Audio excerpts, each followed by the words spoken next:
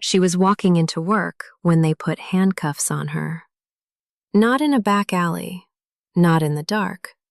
In the parking lot of the school where she had taught for 11 years, in front of the custodian unlocking the gate, in front of students arriving with their backpacks and their earbuds, in front of a 17-year-old boy who stood completely still and watched the woman who had changed his life being led to an unmarked car like she was nothing.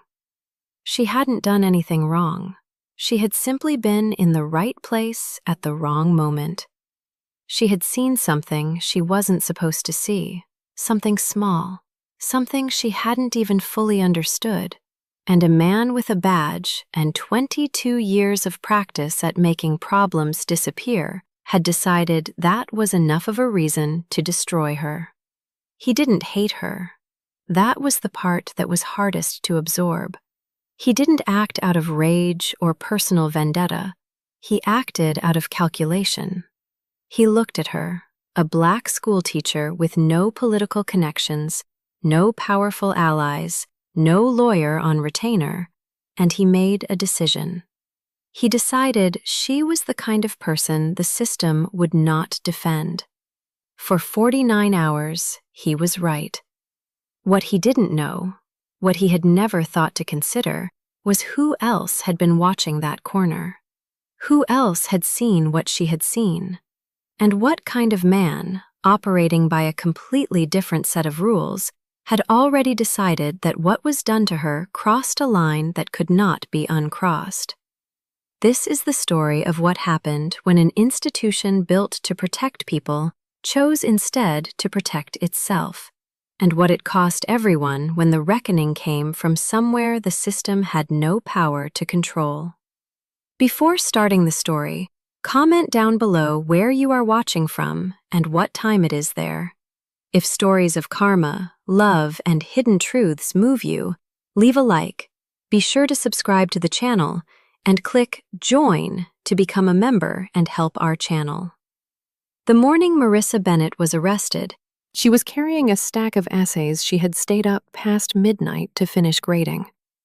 That detail mattered, not because it proved anything legally, not because it would hold weight in any report filed that day, but because it was the kind of detail that told you everything about who she was before the system decided who she would become. 43 essays, each one marked in blue ink, each one returned with a comment that went beyond the grade. She had been doing this for 11 years.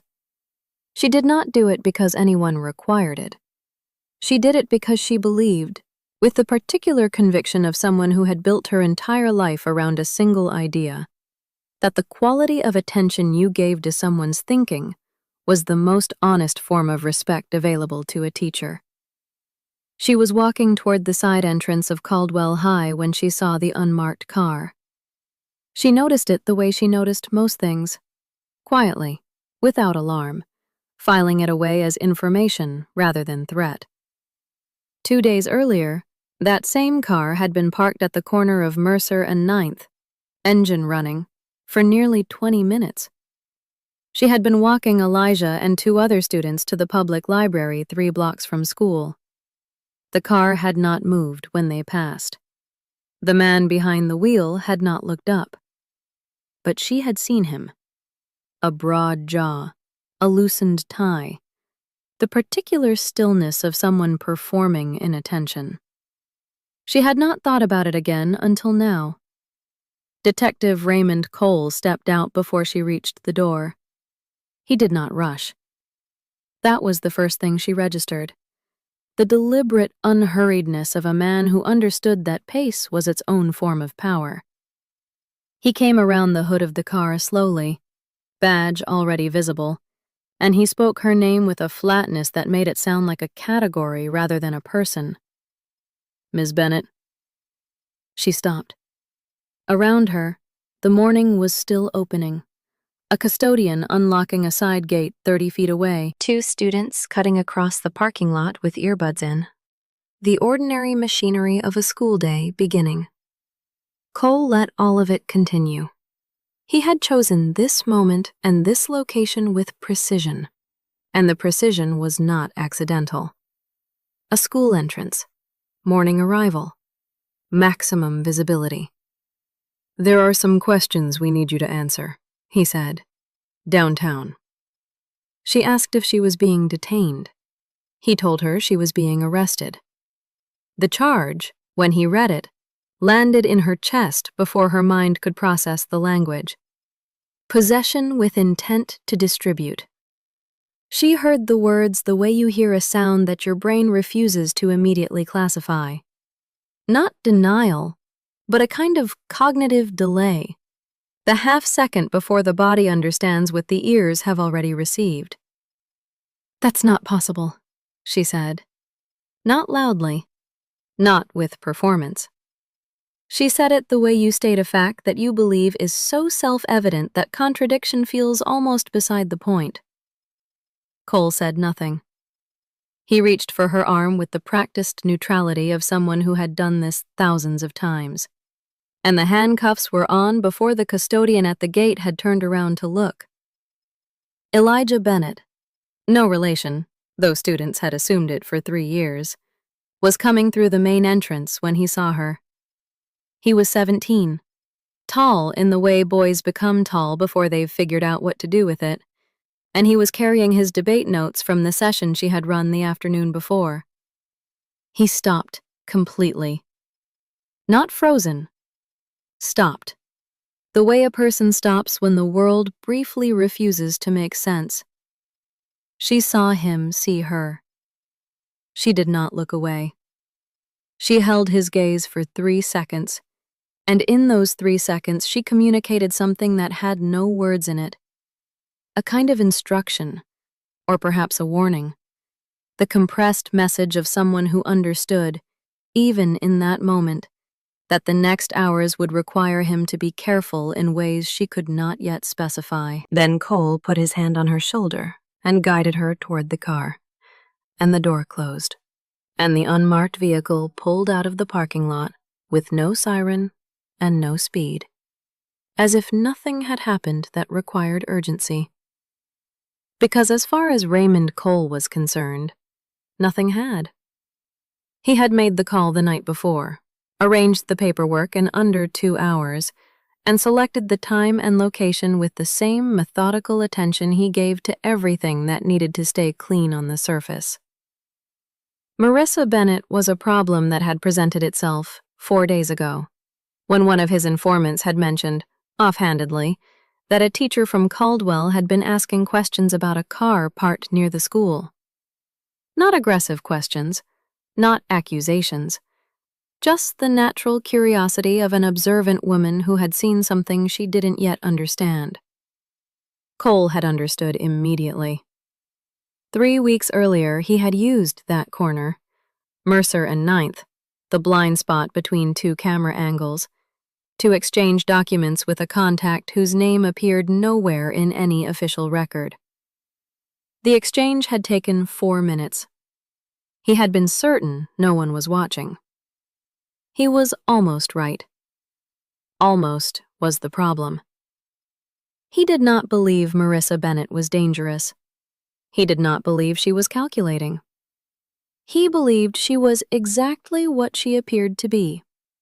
A careful, principled woman who paid close attention to the world around her, and who would, eventually, pay close attention to the right person and say the wrong thing at the wrong moment.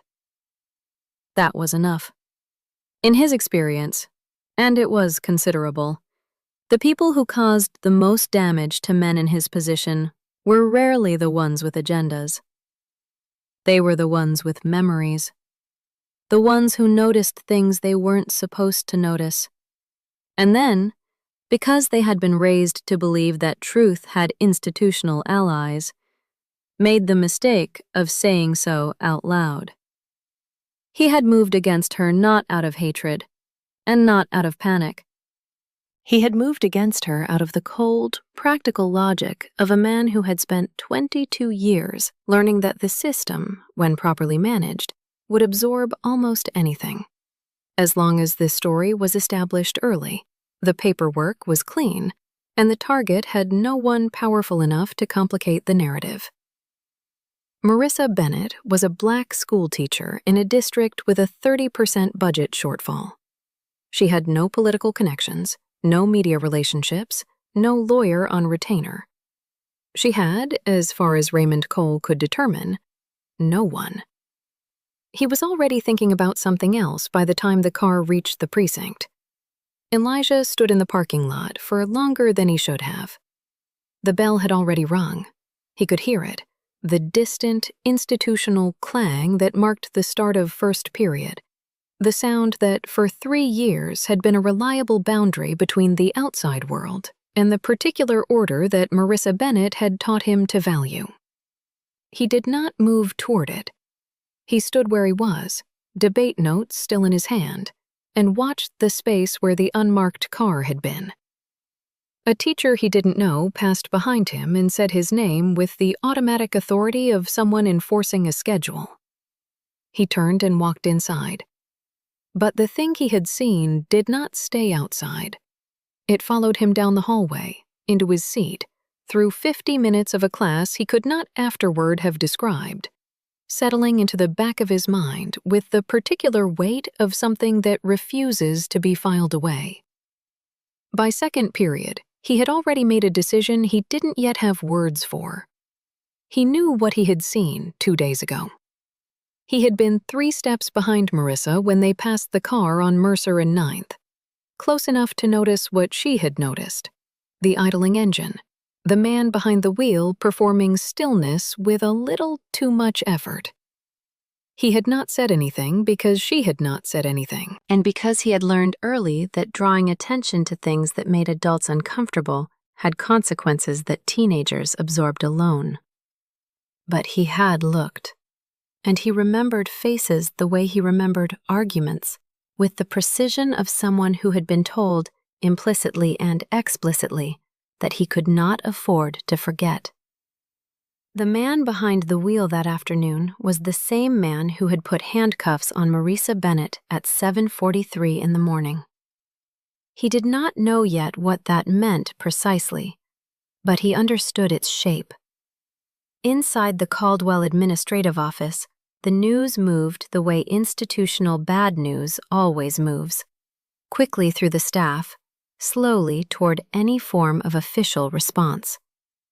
The principal, a cautious man named Garrett, who had survived 4 superintendents by mastering the particular art of visible concern paired with invisible commitment, called a brief meeting before third period and told the faculty that Ms. Bennett had been taken in for questioning on a matter unrelated to the school, that they should direct any student questions to him personally, and that substitute coverage would be arranged for her classes. He used the word questioning twice. He did not use the word arrest. In the faculty lounge afterward, the silence had texture. A math teacher named Okonkwo, who had worked alongside Marisa for 6 years and eaten lunch with her 3 times a week, sat with her coffee going cold and said nothing for a long time. Then she said, to no one in particular, that it didn't make sense. No one disagreed. No one elaborated. The bell rang and they returned to their classrooms, and the day continued with the grim momentum of institutions that have learned to absorb individual catastrophes without breaking stride. Marisa had been in the holding room for 2 hours when Dana Mercer walked in. She knew who Mercer was, not personally, but by category: internal affairs. The badge was different, the posture was different, the particular quality of attention was different. Where Cole had been performatively casual, Mercer was economical. She sat across the table, set a small black notebook on its surface, and looked at Marisa with eyes that had the specific tiredness of someone who had been in too many rooms like this one. She did not open the notebook immediately. "I want to be straightforward with you," Mercer said. "I'm not here as part of the arresting team. I'm here because your name came across my desk in a context that I can't discuss in detail right now. Marisa looked at her steadily. Then what can you discuss? Whether you have representation. I made one call. I'm waiting. Mercer nodded. She glanced at the notebook, then back. Is there anything you want to tell me before that conversation happens? Off the record. The phrase landed carefully, and Marisa heard the care in it, which was precisely why she did not trust it yet. Off the record was a concept that functioned differently depending on which side of the table you were sitting on, and she had spent enough years teaching young people to analyze language to know that its meaning was almost always defined by the person offering it, not the person receiving it.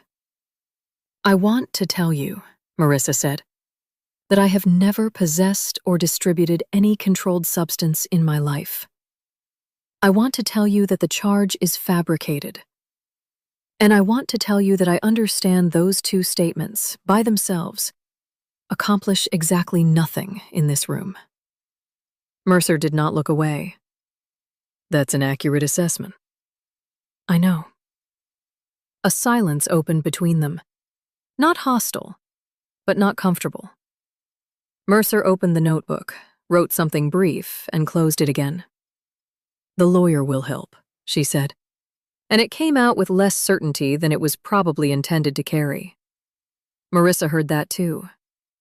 What Mercer did not say, what she could not say, not yet, not in that room, was that Cole's name had appeared 3 weeks earlier in a cross-referencing report that her unit had flagged as a low-priority anomaly. Financial irregularities, a pattern of arrests in a specific corridor of the district that statistically outpaced comparable zones without a documented enforcement initiative to explain it. Nothing that rose to the level of a file. Nothing that rose to the level of action. It was, in the language of institutional self-protection, a matter under preliminary review, which meant it existed on paper and nowhere else. Mercer had looked at that report. She had noted the name. She had made a mental note to follow up when the calendar allowed, and had then gone on to 3 other cases that were louder, more documented, and more immediately dangerous to her unit's credibility. She was not corrupt. She was not indifferent.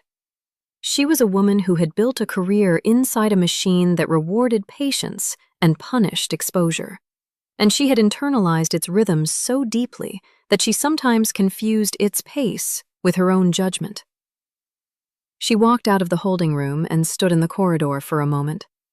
Then she went back to her office and pulled the report. Cole, at that same hour, was sitting at his desk on the 3rd floor reviewing paperwork that had nothing to do with Marisa Bennett. He had structured the arrest cleanly. The planted evidence logged through a chain of custody that would survive a standard audit. The informant statement vague enough to be useless to a defense attorney, but specific enough to justify probable cause on paper. He had done this before. Not with this profile of target, perhaps, but the mechanism was the same. Establish the story first. Let the system do the rest. What he had not done, what he had not thought to do because it had not seemed necessary, was consider what Elijah had seen on Mercer and 9th.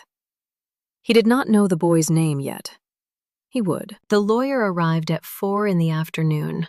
Her name was Patricia Voss, and she had been recommended by the teachers' union with the particular enthusiasm of an organization that wanted to appear supportive without committing significant resources. She was competent, Marisa could see that immediately. Organized, measured, the kind of woman who had learned to move through difficult rooms without broadcasting what she thought of them. But she was also, within the first 10 minutes, telling Marisa things that Marisa had already understood hours ago. The evidence was documented. The chain of custody was clean. The informant statement, while thin, was legally sufficient. A bail hearing had been scheduled for the following morning. "We'll argue for release on your own recognizance," Voss said. your record, your employment history, your community ties. There's no reasonable flight risk argument. And the charge itself? Voss set her pen down in the particular way of someone about to say something they have said before. The charge is what we're going to work on, but that takes time. Right now, what matters is getting you out.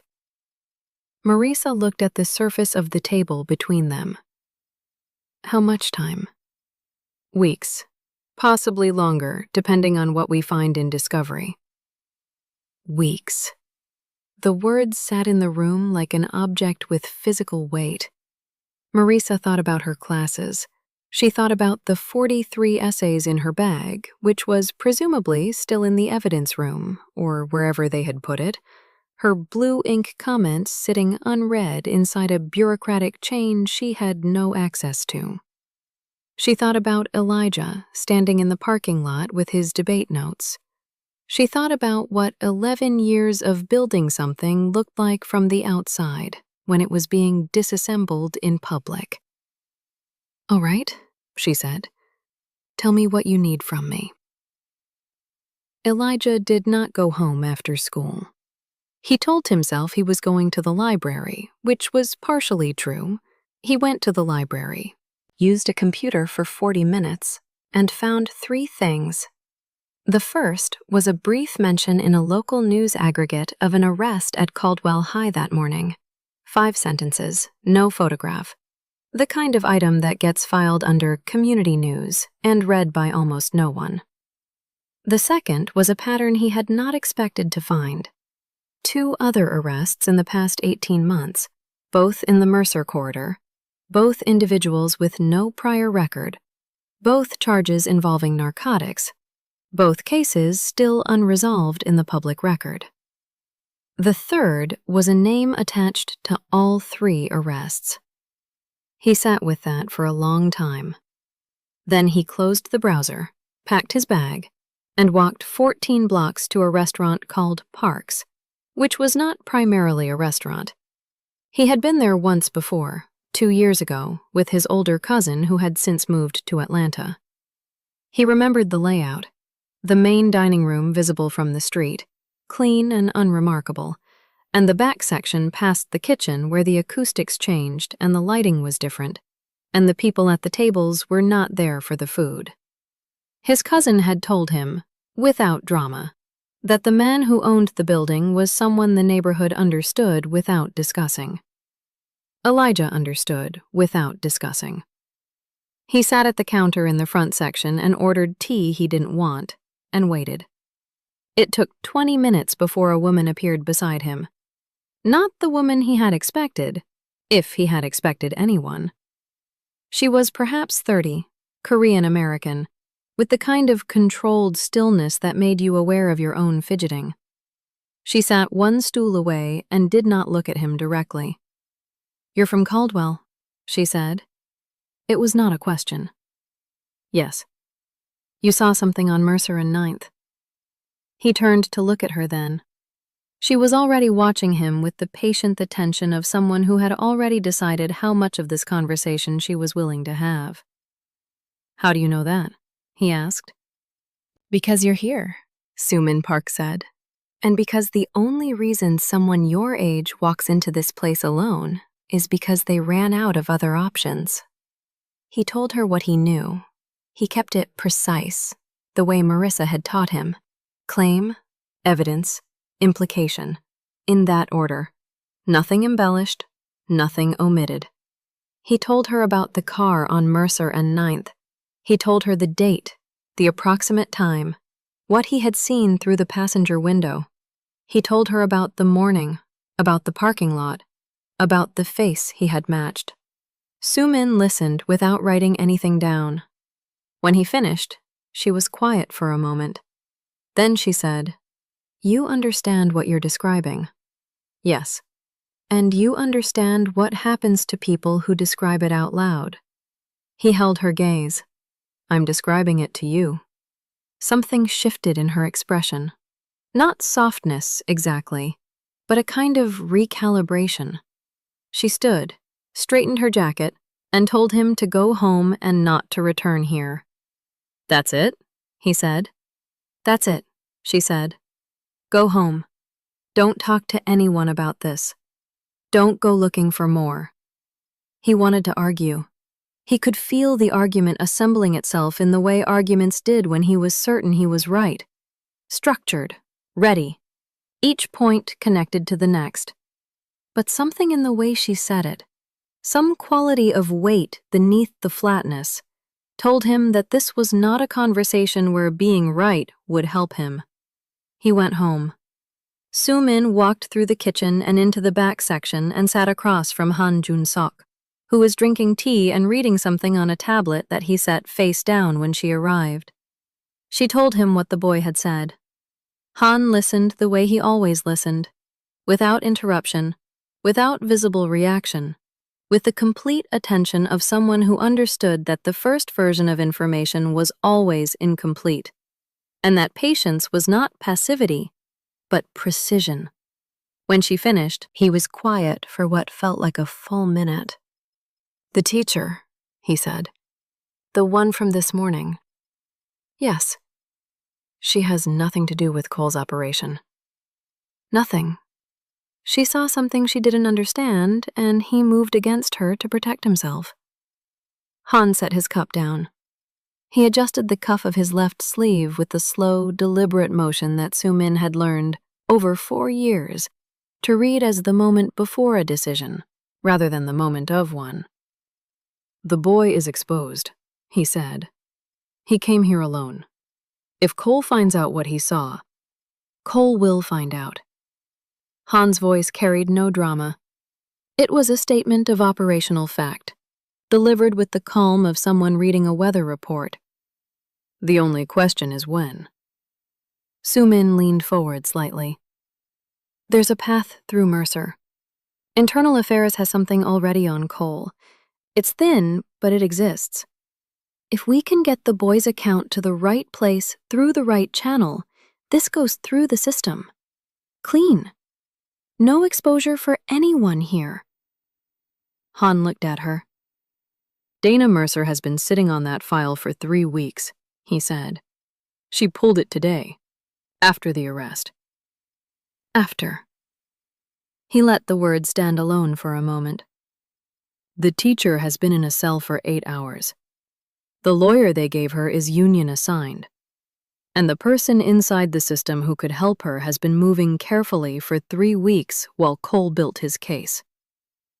He was not raising his voice. He never raised his voice when something had already been decided.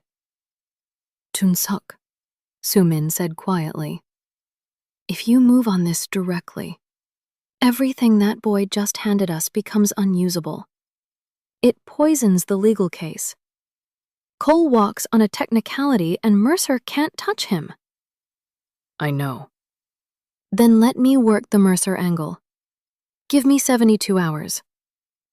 He looked at her for a long moment.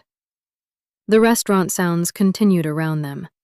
Plates, voices, the ordinary surface of a place that had learned to contain very different things.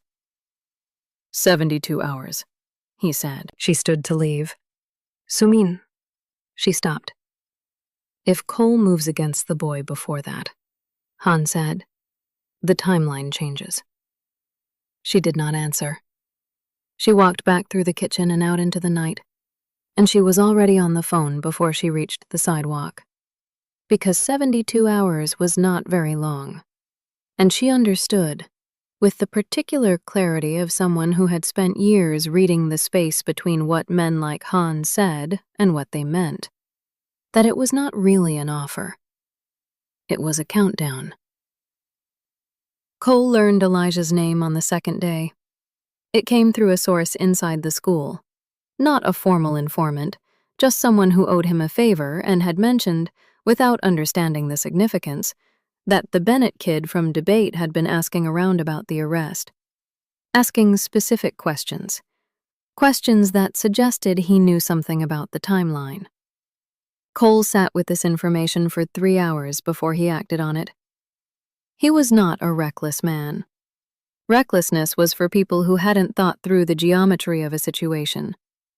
He understood that moving against a second person, a minor, a student, someone with a different profile than a teacher with no institutional allies, carried a different set of risks.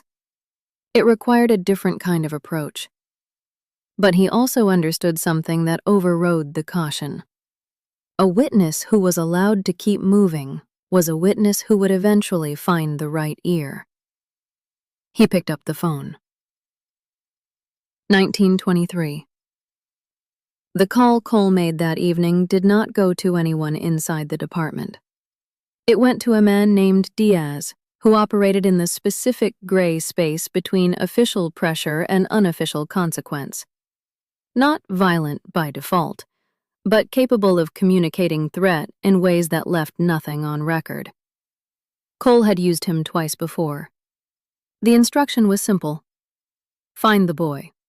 Make clear that whatever he thought he knew was not worth the trouble of knowing, and leave no evidence that the conversation had happened. It was the kind of order that sounded, in the language of men who gave such orders, almost administrative.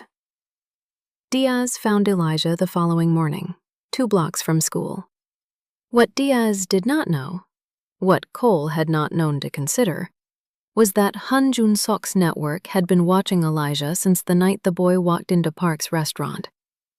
Not intrusively, not visibly, with the patient, distributed attention of an organization that understood surveillance as a form of care when it needed to be, and as a form of warning when it needed to be that instead.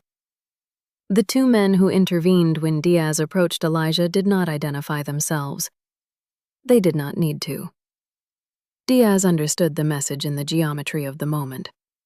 The positioning, the stillness, the complete absence of aggression that somehow communicated more danger than aggression would have.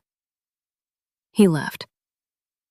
Elijah stood on the sidewalk for a moment, aware that something had just happened around him that he had only partially seen. Then he walked to school. That afternoon, one of Han's men delivered a single document to Dana Mercer's office. Not through the mail, not through any official channel. It was placed on her desk during the 40 minutes she spent at a building 2 floors down. And when she returned and found it, she sat down slowly and read it twice. It was a photograph. Time-stamped. Mercer and 9th, 3 weeks prior. Cole's car, identifiable by plate. The contact visible through the passenger window. A man whose name appeared in 2 separate federal monitoring files that Mercer had no official access to, but whose face she recognized from interdepartmental briefings she had attended and then watched go nowhere. Beneath the photograph, a single handwritten line. The teacher has been inside for 40 hours. Mercer sat for a long time. She had spent 23 years learning when to move and when to wait. And the education had served her well enough. She had survived budget cuts, departmental reorganizations, 3 chiefs who had each tried in different ways to make her unit decorative rather than functional. She had learned patience the way you learn a language in a country that punishes mistakes. It had become, over time, so natural that she had stopped noticing the moments when patience was no longer a strategy, but an avoidance. This was one of those moments. She picked up the phone and called the assistant district attorney whose name she had been carrying in her notebook for 6 weeks without dialing. What followed did not move with the speed of drama. It moved with the speed of institutions under pressure. Which is to say, faster than normal, but still slower than any of the people inside it needed it to move. Warrants required signatures. Signatures required justification. Justification required documentation that had to be pulled from files that existed in 3 separate systems that did not communicate efficiently with each other. Mercer drove the process with a focus that her colleagues, watching from adjacent desks, recognized as the particular energy of someone who understood that each hour of delay had a human cost she had already spent too long not calculating. Cole was placed on administrative leave 31 hours after Mercer made the call. The official language was pending investigation of conduct irregularities. It was the kind of phrase the department had developed over decades of needing to act without admitting what it was acting on. Cole received the notification in his car, read it twice, and sat for several minutes with the engine running and his hand resting on the steering wheel. He had known, in some operational part of his mind, that the photograph existed. You could not be certain, in his line of work, that every variable was controlled. What you could do was make the cost of using that photograph high enough that no one would use it. He had miscalculated what Elijah represented, not the boy himself. The boy was not the variable he had failed to account for.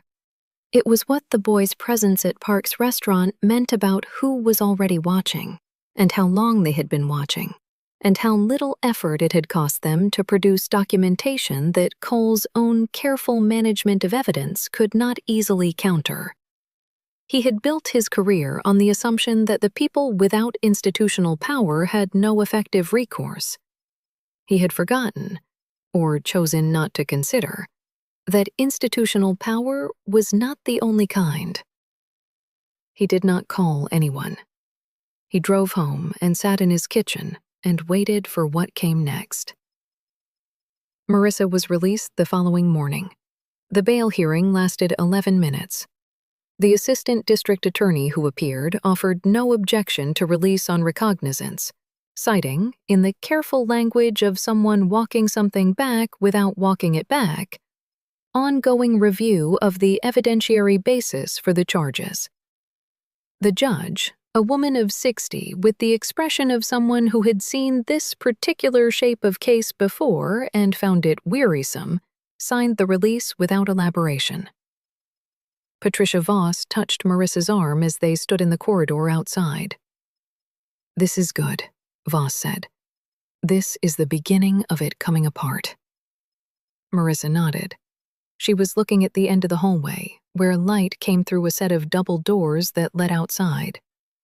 She was calculating, in the precise and disciplined way she calculated everything, what it would cost to walk through those doors and back into the world that had watched her being led out of her school in handcuffs 2 mornings ago.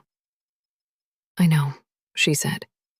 She did not say what she was also thinking, that the beginning of something coming apart was not the same as repair, and that the 49 hours she had spent inside had not been arrested in time with the charges. They had happened.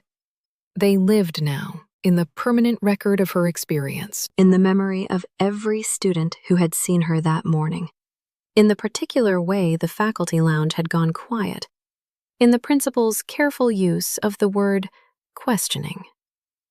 She walked through the double doors. The air outside was cold and flat and ordinary, a city continuing its business. She stood on the steps for a moment and breathed it. She did not go home first. She went to the school. It was mid-morning, second period still running, and she came through the main entrance with her ID and her blazer and the stillness of someone who had decided that the most honest response to humiliation was presence. The administrative assistant at the front desk looked up with an expression that moved through several registers quickly before settling on relief. She walked to her classroom. The substitute, a young man she recognized from the district pool, looked up from her desk, where he had been reading from a printed lesson plan someone had pulled from her files. "Ms. Bennett," he said, and stood. She thanked him. She told him she could take it from here. He gathered his things and left, and she stood at the front of the room and looked at 23 students who were looking back at her with the particular mixture of confusion and recognition that young people have when an adult they trust has disappeared and then returned without explanation. She did not explain. Not fully. Not yet. That would come, in the right way, at the right time, with the care it deserved. What she did was pick up a blue marker from the tray at the board, uncap it, and write a question in the center of the whiteboard. When is silence complicity? We were going to get to this one eventually, she said. Let's start here. The police station on Callaway Street did not burn. That detail matters because the story that circulated afterward, in the community, in certain corners of the local press, In the particular oral tradition of neighborhoods that have learned to track power through what institutions deny, was more dramatic than what actually occurred. The building did not burn. No one was physically harmed. What happened was more surgical and, in its way, more considered. Over 72 hours beginning the night Cole was placed on leave, a series of coordinated actions, none of which could be cleanly attributed, none of which left documentary evidence connecting them to a single origin, dismantled the operational infrastructure that Cole had built inside that precinct over 11 years. Files were accessed. Recordings surfaced. 3 individuals who had functioned as nodes in his network found, within the same 48-hour window, that the arrangement sustaining their silence had quietly dissolved. The precinct itself was not destroyed, but the architecture of protection that had made it Cole's instrument was. That was what Han Jun-suk had sent. Not fire. Erasure. The distinction was intentional. Destruction would have been visible, prosecutable, and ultimately counterproductive. It would have made Cole a victim of something external and allowed the department to consolidate around defending itself. What Han had delivered instead was internal collapse, the kind that forces an institution to examine what it had been protecting and why. Mercer's investigation, when it formally opened, did not have to build a case from nothing. It inherited one that had already been structurally exposed. Cole was indicted 14 weeks later on 4 counts, 2 of which carried mandatory minimums. He did not take a plea. Soo-min found Han in the back section of Park's restaurant the evening after the indictment was announced. He was reading again. Same tablet, face down when she sat. Mercer's unit is going to want to talk to you eventually, she said. Eventually, he agreed. That's not a small thing. No. She looked at him for a moment. Did it accomplish what you needed it to? He was quiet for a few seconds. Outside, the restaurant was doing ordinary business. Plates, voices, the surface of things. The teacher is back in her classroom, he said. That's not what I asked. He picked up his cup. I know. He did not answer the question. She had not expected him to. In 4 years, she had learned that Han Jun-suk did not measure outcomes against what he had needed. He measured them against what he had done, and he sat with the distance between those two things privately, in the particular silence of a man who had chosen a version of order that required him to accept its costs without externalizing them. She left him there. Elijah came to Marissa's classroom 3 weeks after her return, after the last student had left and the hallway was emptying into the late afternoon. He sat in the front row, the seat he always took, the one closest to the board, and he did not say anything for a moment. She was erasing the whiteboard, and she let the silence exist, because she had learned in 11 years that the most important things students needed to say almost always required a running start. I went somewhere I probably shouldn't have, he said. She set the eraser down. I know. He looked at her. You know? I know enough. She sat on the edge of her desk. Are you safe? Yeah. He paused. I think so. Good. She looked at him steadily.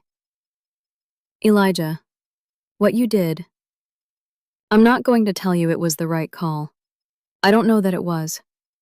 I don't know exactly what you did or who you talked to, and I think there are good reasons for me not to know. But I know that you didn't look away. He was quiet for a moment. Is that enough? It was the question underneath the question. The one that was not really about what he had done in the past 3 weeks, but about something older. Something he had been carrying since before she had known him. Whether paying attention, Whether refusing to pretend that what you saw wasn't real, whether that was ever sufficient against systems built to absorb the cost of being seen. She did not give him the easy answer. She owed him more than that. Not always, she said, but it's where everything else starts, and that matters more than people tell you. He nodded slowly. She could see him processing it, taking the answer apart the way she had taught him to take arguments apart, testing the structure, deciding what held. The light through the classroom windows had gone amber and long. Somewhere down the hall, a door closed. The school was settling into its end-of-day quiet, the particular stillness of a building that had absorbed another day of ordinary and difficult things. Raymond Cole's trial began 11 months later and lasted 3 weeks. Dana Mercer testified on the 7th day. She was precise, economical, and did not editorialize. She presented the documentation in the sequence it had been assembled and answered the questions put to her without embellishment. When the defense asked whether the investigation had been opened proactively or in response to external pressure, she paused for exactly 1 second before answering.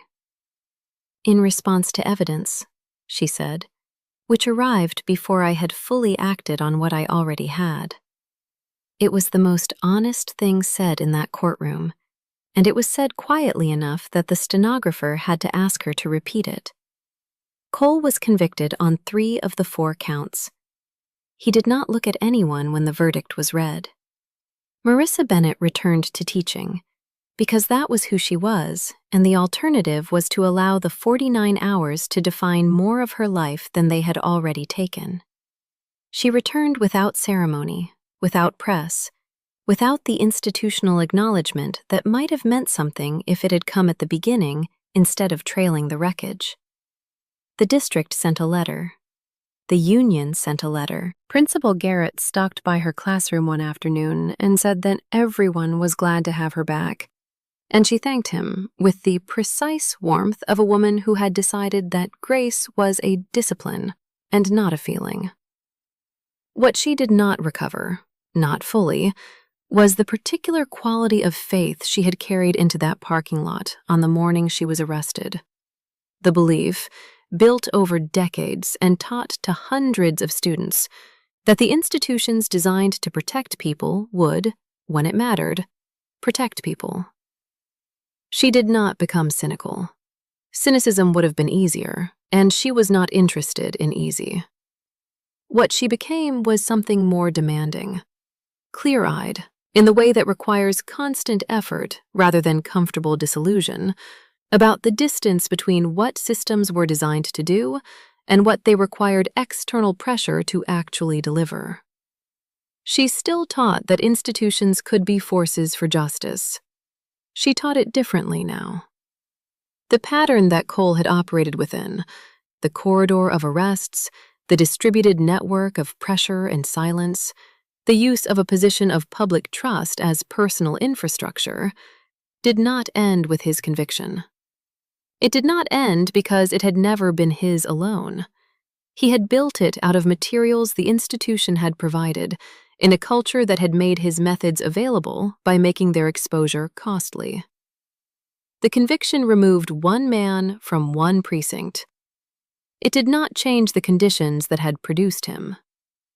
Mercer's unit published a procedural review 6 months after the trial.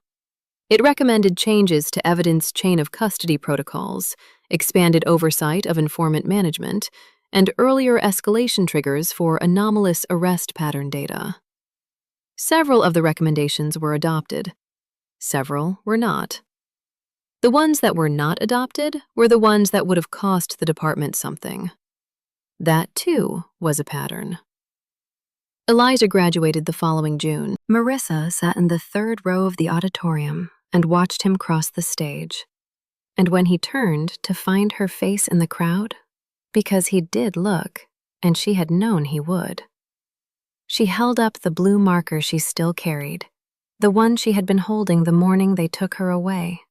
And he smiled the particular smile of someone receiving a message in a private language.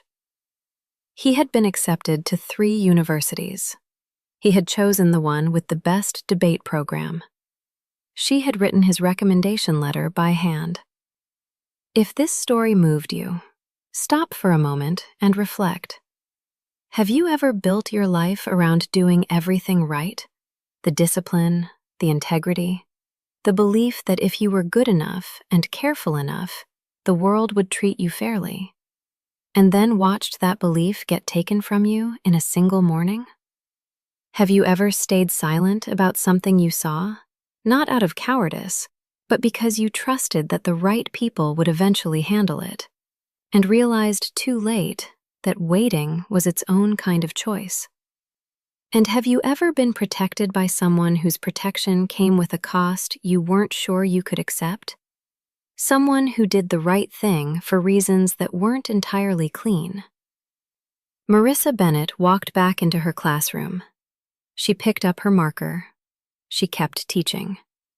But she taught it differently after that, because she had learned the difference between believing in what institutions are supposed to do and understanding what it actually takes to make them do it. Tell us your experiences and feelings in the comments. We read them all. And if you believe in stories about justice, dignity, and the true cost of silence, leave a like, be sure to subscribe to the channel, and click Join to become a part of our community and help the channel.